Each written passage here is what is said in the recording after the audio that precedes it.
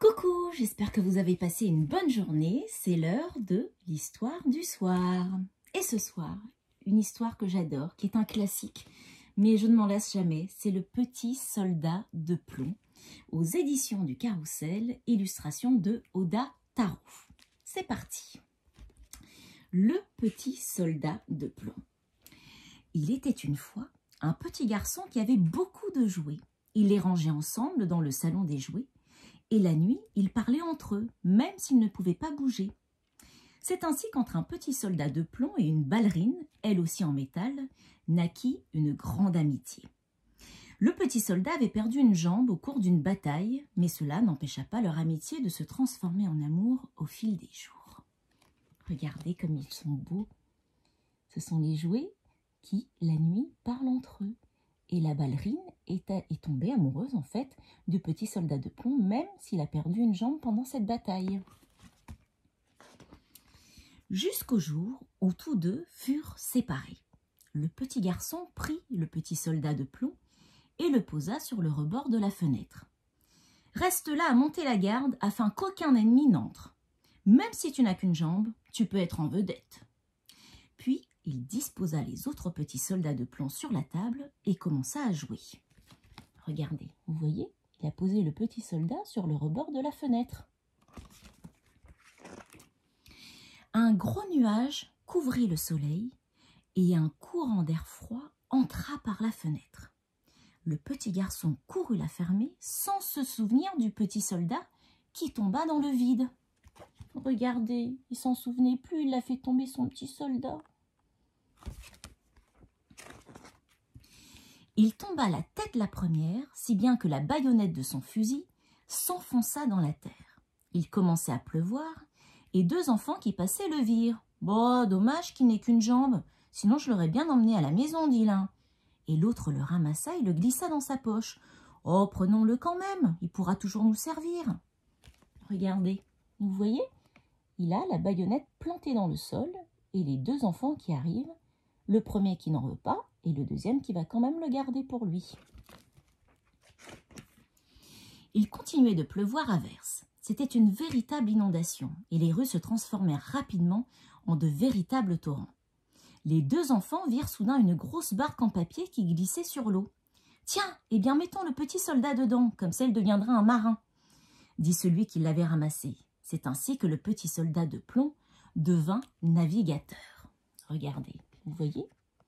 Ils ont trouvé un petit bateau en papier et ils ont donc mis le petit soldat dedans qui part vers une expédition, mais on ne sait pas où et comment.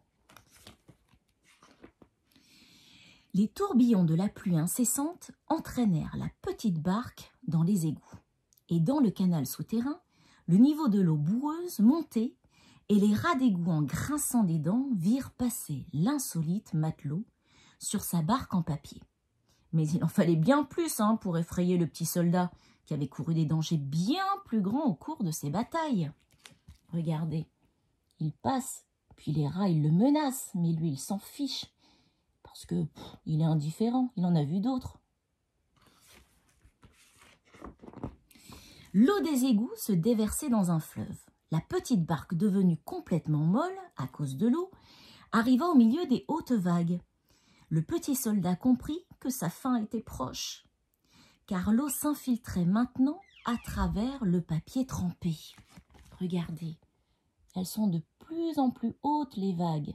Alors il commence à avoir peur, le petit soldat. Après le naufrage, le petit soldat coula dans les eaux profondes. 1000 pensées lui traversèrent la tête, dont une surtout qui l'angoissa. Je ne reverrai jamais plus ma douce ballerine. Mais une bouche immense arriva qui l'avala, ce qui changea à nouveau le cours de son destin. Oh, une énorme bouche d'un énorme poisson qui l'avala et qui n'en fit qu'une bouchée. La chance voulut que le gros poisson qui avait avalé le petit soldat fut ensuite pêché et amené au marché. Et là, le hasard guida la mère de l'enfant auquel avait appartenu le petit soldat devant l'étal sur lequel était posé le gros poisson. « Celui-ci sera parfait pour mes invités de ce soir, dit la maman. Le poisson se retrouva donc dans sa cuisine et quand elle l'ouvrit pour le nettoyer, elle fut stupéfaite. « Mais c'est le petit soldat de mon fils !» dit-elle. « Regardez !» Elle l'a retrouvé quand elle a découpé du coup son poisson. Revenu du marché, elle a retrouvé le petit soldat et elle l'a reconnu. « C'est bien lui !» dit plus tard le petit garçon, heureux de reconnaître son petit soldat à la jambe coupée. Mais qui sait comment il s'est retrouvé dans le ventre de ce poisson? Oh, le pauvre!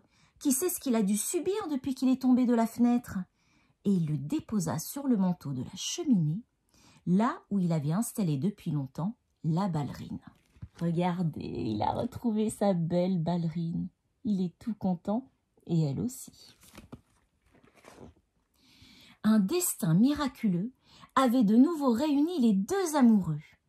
Heureux d'être côte à côte, ils purent enfin se parler toute la nuit et se raconter ce qui leur était arrivé depuis leur séparation. Mais le sort leur réservait une autre surprise.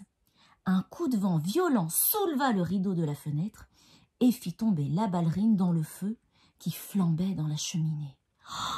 Oh non, regardez, la ballerine tombe avec le coup de vent. Zut! En voyant sa compagne tomber dans les flammes, le petit soldat de plomb tenta avec la force du désespoir de se déplacer en se dandinant sur le piédestal qui le bloquait. Avec la seule jambe qui lui restait, il fit un effort démesuré et parvint à tomber lui aussi dans le feu. Là, à cause de la chaleur qui avait ramolli le plomb, ou grâce à l'amour qu'il éprouvait pour la belle ballerine, il bougea son bras pour la rapprocher de lui.